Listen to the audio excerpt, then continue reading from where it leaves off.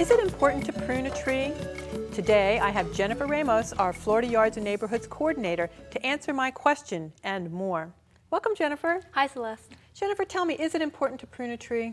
Sometimes it is, and sometimes you can let the trees do their natural thing.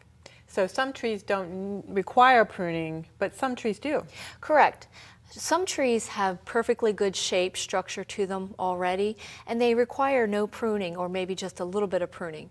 Other trees, you may want to have them have better form and shape, or sometimes the tree is just planted in the wrong place. Well, we have a little tree here, a little magnolia that doesn't have the best form, unfortunately or sadly. And so tell me a little bit about this tree. I'm going to turn it so we can look at the structure of it.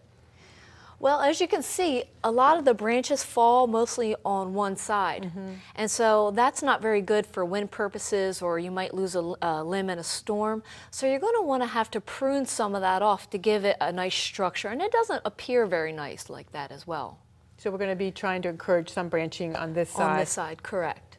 So tell me a little bit. Now you can see this does have a central leader. Yes, it has one main stem right here. Going to the trunk, and that's typical of magnolias, right? Yes.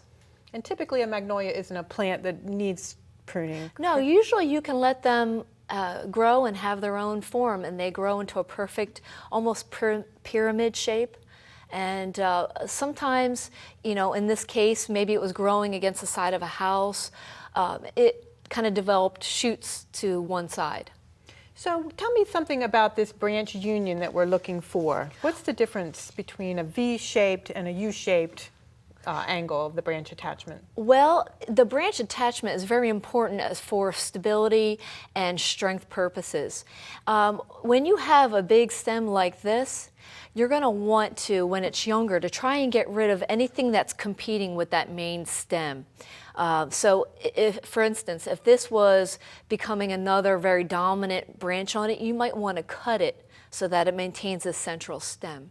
Because these two, they're basically two trunks instead of two branches, right? Correct. And that is competing trunks. That V-shaped crotch or angle is two trunks that are competing together. Correct. And they're going to become a weak attachment. Correct.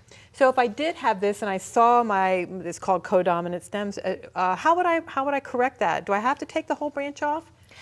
Well, it depends on each tree. This branch, it may not be competing. It may be a very smaller branch, and this is more of your dominant. But if it actually is becoming two very co-dominant stems, you're going to want to go ahead and remove that off. And you can do that with what they call a subordination cut, right? Correct. And really, tell me how to do a subordination cut. Well, when you look at the branch, you want to make sure that you prune outside the branch collar, which is usually a swollen base right here, because that way, when you cut, the tree is able to kind of close that off. It doesn't heal itself, but it closes off that wound so no disease or pest can get in. So you want to make sure that you don't make it a flush cut. Flush cut goes right up against the side of the bark, and you don't want that because the tree has a hard time closing that off. It's actually cutting into trunk tissue. Correct. And then reducing the height of this, a reduction cut, how would I do that on this branch? Well, you'd want to look at the branch and you want to see this branch right here coming out is probably a good candidate because then it adds to the shape and form of the tree.